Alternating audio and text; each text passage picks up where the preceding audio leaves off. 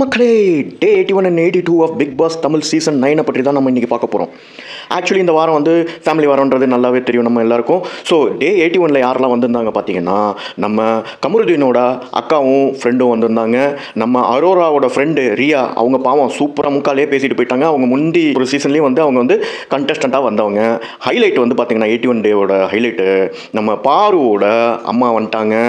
பாருக்கு இவ்வளோ வன்மமும் இவ்வளோ வைத்தறிச்சலும் எங்கேருந்து வந்துச்சு அப்படின்றத வந்து அந்த எபிசோடு பார்க்கும்போது நம்மளுக்கு நல்லாவே தெரிஞ்சுது.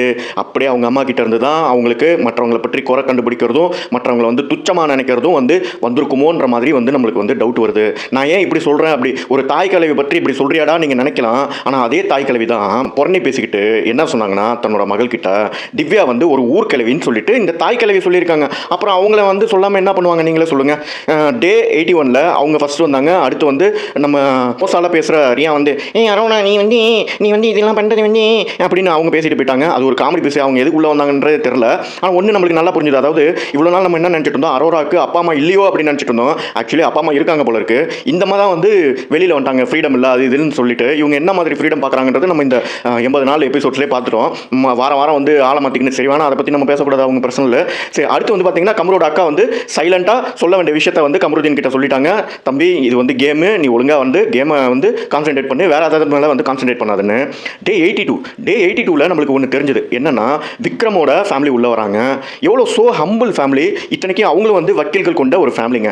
அதாவது விக்ரம வந்து அவங்க ஒய்ஃப் வந்து மிஸ் பண்ணுறாங்கன்றத வந்து எவ்வளோ அழகாக வந்து இந்த எபிசோடில் பார்க்க முடிஞ்சது தெரியுங்களா. உண்மையிலே வந்து Vikram is very gifted to have such kind of wife and family அப்படின்னு சொல்லலாம். அந்த அளவுக்கு வந்து ரொம்ப ஹம்பிளான ஒரு ஃபேமிலி. இதில் என்ன ஒரு ஸ்பெஷாலிட்டின்னு பார்த்தீங்கன்னா, அவங்களும் வந்து வக்கீல் ஃபேமிலியாக, அதாவது நம்ம பாருவோட ஃபேமிலி வக்கீல் ஃபேமிலி எப்படி வந்து கிருத்துரமாக நடந்துக்கிறாங்க அப்படின்றதும் பார்த்தோம் முதல் நாள். இவங்களும் வந்து வக்கீல் ஃபேமிலின்னு சொல்லிட்டு எவ்வளோ ஹம்பிளாக மற்றவங்க கூட வந்து பழகிறாங்கன்றதும் வந்து பார்க்குறதுக்கு நம்மளுக்கு கிடைச்சதுன்னு தான் சொல்லணும். Final last but not the list, அதாவது தமிழில் சொல்லுவாங்க தம்பியுடையான் படைக்கு அஞ்சான், அந்த மாதிரி ஒரு ஃபேமிலி என்ட்ரி கொடுக்குறாங்க. உண்மையிலே டே 82 வந்து சூப்பராக முடிச்சிருந்தாங்க.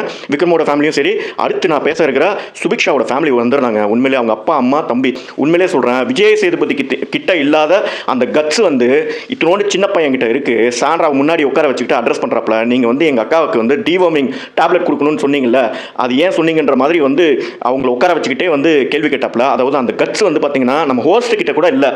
இவர் வந்து பாரபட்சம் இல்லாமல் ஒரு சின்ன பையனாக இருந்து கூட சாண்ட்ராக்கா அந்த மாதிரி சொன்னாங்கன்னு சொல்லிட்டு அவங்கக்கிட்ட கொஸ்டின் பண்ணுறாங்க. அதுக்கு ஒரு ஆக்ஷன் போட்டாங்க பாருங்கள் சாண்ட்ரா. அப்படியா, எப்போ சொன்னேன், என்றைக்கு சொன்னேன், அதாவது அவங்களுக்கு ஒன்றுமே ஞாபகம் இல்லாத மாதிரி. அம்மா ஒரு ஆக்ஷன் இருக்க, உங்களெல்லாம் திருத்தவே முடியாது. இன்றைக்கி வந்து நம்ம தலைவன் வந்து யாரை எவிக் பண்ண போகிறாருன்றது பார்ப்போம், யாருக்கு வந்து சின்சாக் பண்ண போகிறாருன்றதும் பார்ப்போம். தேங்க்யூ. பை.